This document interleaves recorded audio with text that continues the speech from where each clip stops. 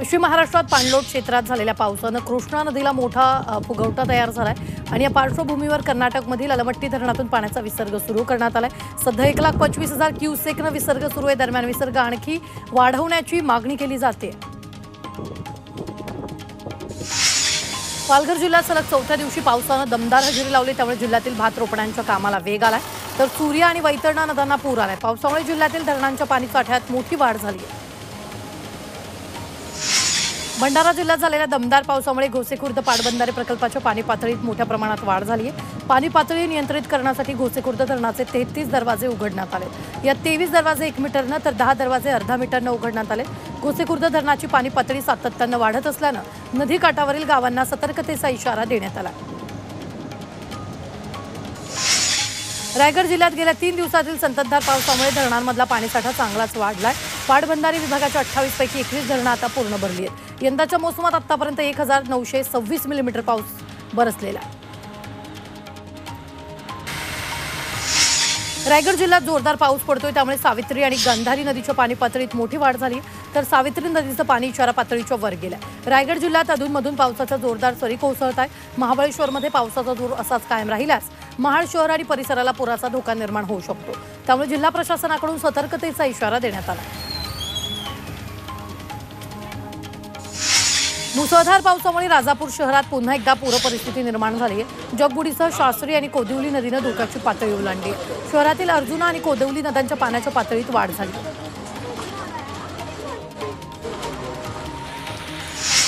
यवतमाळच्या मारेगाव तालुक्यातील कोसारा सोईट मार्ग पावसामुळे बंद झालाय। वर्धा नदीला पूर आल्यानं कोसारा सोईट पुलावरून 3 फूट उंच पाणी वाहत आहे, तर वणी तालुक्यातील शेलू-खुर्द मार्ग आणि शिवणी चिंचोली हा मार्ग देखील बंद आहे। अनेक भागातील शेती अतिवृष्टीमुळे जलमय झाल्याचं चित्र दिसतंय। नागपुरात पुन्हा एकदा मुसळधार पावसाला सुरुवात झाली आहे। दुपारनंतर विजेच्या कडकडाटासह जोरदार पाऊस बरसला। नागपूर प्रादेशिक हवामान विभागानं आज ऑरेंज अलर्ट जारी केला। काल नागपुरात पावसानं अक्षरशः हाहाकार माजवला।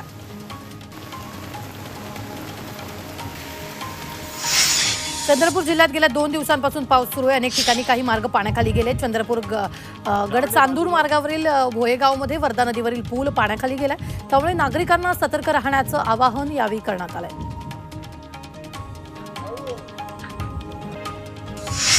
रत्नागिरी जिल्ह्यात पावसाची संततधार सुरू आहे। खेडमधील जगबुडी नदीनं धोक्याची पातळी ओलांडली आहे, तर खेड दापोली मार्गावरही पाणी आल्यानं हा मार्ग वाहतुकीसाठी बंद झालाय। पावसाचा जोर असाच कायम राहिल्यास खेड शहर पुन्हा पाण्याखाली जाण्याची शक्यता आहे, त्यामुळे नागरिकांना सतर्क राहण्याचं आवाहन करण्यात आलं। रत्नागिरीत मुसळधार पावसामुळे काजळी नदीला पूर आलाय। रत्नागिरी तालुक्यात धुवाधार पावसाची बॅटिंग सुरू आहे, त्यामुळे काजळी नदीचं पाणी पातळीत वाढ झाली आहे, तर नदीच्या काठावरच्या अनेक भात शेतामध्ये पाणी शिरलं, तर सोमेश्वर हाती चिंचखरी या गावाचा संपर्क तुटलाय। हवामान खात्यानं पुढचे 3 तास जिल्ह्यात मुसळधार पावसाचा इशारा दिला। मावळ तालुक्यात मुसळधार पाऊस सुरू आहे। तालुक्यातील नदी नाले दुथडी भरून वाहत आहेत। देहूतून वाहणाऱ्या इंद्रायणी नदीनं धोक्याची पातळी ओलांडली, त्यामुळे नगरपंचायतीकडून नागरिकांना नदीपात्रात उतरण्यास बंदी घालण्यात आली। भंडारा जिल्ह्यात सलग दुसऱ्या दिवशी पाऊस पडतोय। तुमसर शहरात ढगफुटी सदृश्य पाऊस झाल्यानं रस्त्यानं नदीचं स्वरूप आलं, यामुळे शहरातील 34 वर्ष जुन्या ऐतिहासिक बावडी मंदिरात पाणी शिरल्यानं शिवपिंड पाण्याखाली गेले। वाशिम जिल्ह्यातील कोयाळी ते नेतनसा मार्गावरचा पूल वाहून गेलाय, त्यामुळे ये-जा करणाऱ्या वाहनधारकांना मोठ्या अडचणींचा सामना करावा लागतो। दरम्यान संबंधित विभागानं तात्काळ पुलाची दुरुस्ती करण्याची मागणी ग्रामस्थांनी केली आहे। नागपुरात झालेल्या मुसळधार पावसामुळे पालिका प्रशासनाच्या नालेसफाई कामाची आणि पावसाळ्याच्या तयारीची पोलखोल झाली आहे। नंदनवन परिसरात काल अनेक घरांमध्ये पाणी शिरल्यानं रहिवाशांचा संसार पाण्यात गेला। घरातील अन्नधान्यापासून अनेक सामानाचं नुकसान झालंय। एवढं होऊनही मदतीला कुणीच आलं नसल्याचा आरोप स्थानिकांनी केला। 2023चा खरीप हंगाम पूर्णपणे वाया गेल्यानं शासनानं राज्यातील 40 जिल्हे दुष्काळी जाहीर केले होते, तर या जिल्ह्यातील दुष्काळग्रस्त शेतकऱ्यांना अनुदान जाहीर करण्यात आलंय। मात्र ई-केवायसी न केल्यामुळे जिल्ह्यातील 2 लाख शेतकरी अनुदानापासून वंचित आहेत।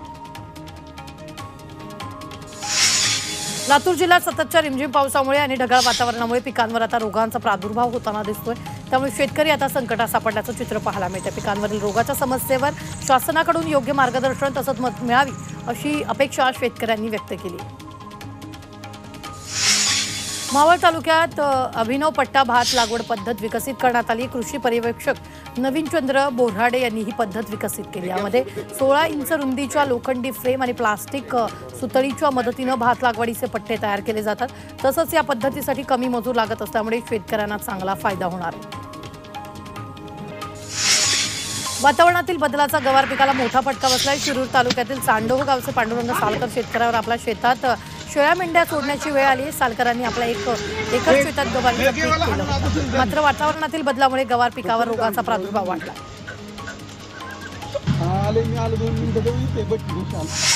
यंदा पावसानं चांगली सुरुवात केल्यानं धाराशिव जिल्ह्यात पाणी साठ्यात मोठी वाढ झाली। जिल्ह्यात 97 टीएमसी पाणी साठा झालाय। सततच्या होणाऱ्या पावसानं जिल्ह्यातील 7 लघु प्रकल्प ओव्हरफ्लो झालेत। आतापर्यंत 355 मिलीमीटर पावसाची नोंद झाली असल्याची माहिती शासकीय विभागाकडून देण्यात आली।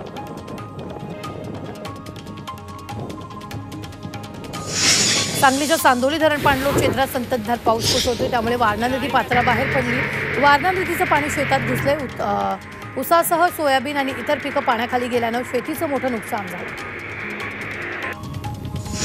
यवतमाळमध्ये समाधानकारक पाऊस झाल्यानं आता आंतरमशागतीच्या कामांना वेग आलाय। कपाशी सोयाबीन पीक वाढीच्या अवस्थेत आहे, त्यामुळे पिकांमध्ये तण नियंत्रणासाठी डवरणे आणि खत देण्याचं काम जोमात सुरू आहे। बीड जिल्ह्यातील माजलगाव तालुक्यात मुसळधार पाऊस झालाय। कोथळा गावातील ओढ्यांचं पाणी शेतात घुसलंय, त्यामुळे पीक पाण्याखाली गेले। शेतकऱ्यांनी शेताचं खोदून पाणी बाहेर काढले, मात्र तरीही अजून शेतांना तळ्याचं स्वरूप आले, त्यामुळे पिकांना मोठ्या प्रमाणात फटका बसण्याची शक्यता आहे। पावसामुळे पर्यटकांनी लोणावळ्यात एकच गर्दी केली। धबधब्याखाली भिजण्याचा मनमुराद आनंद पर्यटक घेताना दिसत आहेत। वीकेंड आणि भुशी डॅमवर वर्षाविहारी पर्यटकांसाठी पर्वणीच असते। धरणाच्या सांडव्यावरून पायऱ्यांवर पाणी वाहू लागल्यानं पर्यटकांनी भिजण्याचा आनंद लुटला।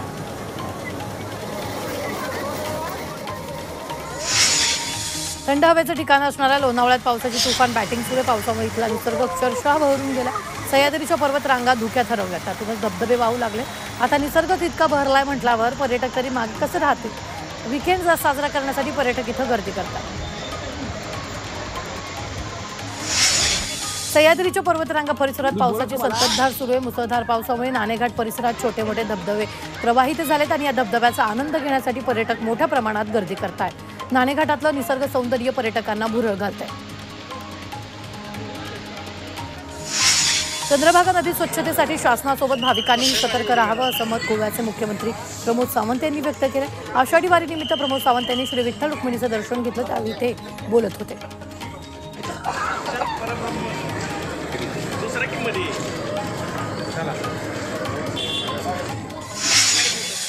पुण्यातील भाजपच्या अधिवेशनात देवेंद्र फडणवीस मराठा आरक्षणावरून आक्रमक झाले। 4 वेळा मुख्यमंत्री असताना मराठ्यांना आरक्षण का दिलं नाही असा सवाल उपमुख्यमंत्री देवेंद्र फडणवीस यांनी शरद पवारांना केला। तर नाना पटोलेंनी उद्धव ठाकरेंनी मनोज जरांगेंच्या आंदोलनाबाबत भूमिका स्पष्ट करावी असं आवाहन फडणवीसांनी केलं। जरांगे पाटील यांच्या आमरण उपोषणाचा आजचा दुसरा दिवस। मराठा समाजाच्या आरक्षणाच्या मागणीसह इतर मागण्यांसाठी जरांगेंनी आंतरवाली सराटीत आमरण उपोषण सुरू केले। सरसकट मराठ्यांना कुणबी करा अशी मागणी त्यांनी केली। जरांगेंनी दरेकरांवर निशाणा साधलाय। दरेकर हे बैमान झाले, त्यांनी मला घेरलंय। मराठ्यांचं मीठ खाऊन दरेकर फडणवीसांचे गुणगान गात आहेत। फडणवीस दरेकरांच्या माध्यमातून चाली खेळतायत असा गंभीर आरोप जरांगेंनी केला। तर जरांगे राजकीय अजेंडा राबवत असून कोणाला पाडायचं कोणाला जिंकवायचं याचं प्लॅनिंग जरांगे करत असल्याचा पलटवार दरेकरांनी केला। भाजप नेते राधाकृष्ण विखे पाटील आणि सुधीर मुनगंटीवारांनी पवारांवर टीका केली। शरद पवार 4 वेळा मुख्यमंत्री झाले पण आरक्षण देऊ शकले नाहीत। जरांगेंचं गैरसमज दूर करू असं विखे पाटलांनी म्हटलं, तर जरांगे पवारांचे उमेदवार पाडू असं कधी बोलतायत याचीच वाट बघतोय असा टोला मुनगंटीवारांनी लगावला। मराठा समाजाचे खरे मारेकरी हे उद्धव ठाकरेचे आहेत असा घणाघात चंद्रशेखर बावनकुळेंनी केलाय। ठाकरे सरकारनं सुप्रीम कोर्टात बाजू मांडली नाही, 4 उच्चस्तरीय वकील दिले असते तर आरक्षणाचा प्रश्न सुटला असता। मात्र ठाकरे सरकारनं योग्य पावलं न उचलल्यानं आरक्षण गेल्याचा गंभीर आरोप बावनकुळेंनी केला। मराठा आरक्षणासाठी आमरण उपोषणावर बसलेले मनोज जरांगेंची डॉक्टरांकडून तपासणी करण्यात आली। जालना जिल्हा शल्यचिकित्सक डॉक्टर राजेंद्र पाटील यांनी त्यांची तपासणी केली। जरांगेंनी होकार दिल्यानंतर त्यांची तपासणी करण्यात आली। राज्यातील स्थानिक स्वराज्य संस्थांच्या निवडणुका पुन्हा लांबणीवर पडल्यात, कारण सुप्रीम कोर्टानं स्थानिक स्वराज्य संस्था निवडणूक प्रकरणाची सुनावणी महिनाभर पुढे ढकलली आहे। आता 23 ऑगस्ट रोजी या प्रकरणी सुनावणी होण्याची शक्यता आहे, तर मागच्या जवळपास 1 वर्षापासून या प्रकरणी सुनावणी झालेली नाहीये। काँग्रेस नेते नाना पटोलेंनी पंतप्रधान नरेंद्र मोदी आणि केंद्रीय गृहमंत्री अमित शहा यांच्यावर निशाणा साधलाय। किती प्रॉपर्टी विकायची हे तपासण्यासाठी मोदी शहा राज्यात येतात असा आरोप पटोलेंनी केला। केंद्रीय गृहमंत्र्यांनी महाराष्ट्रात लक्ष घालण्यापेक्षा मणिपूरकडे लक्ष घालावं। राज्यातल्या निवडणुकीवर दबाव टाकण्यापेक्षा अतिरेक्यांवर दबाव टाका। राज्यात गृहमंत्री स्काय ट्रम्प पुतीन यांना बोलवलं तरी राज्यात महाविकास आघाडीचं सरकार येईल असा घणाघात राऊतांनी अमित शहांवर केला।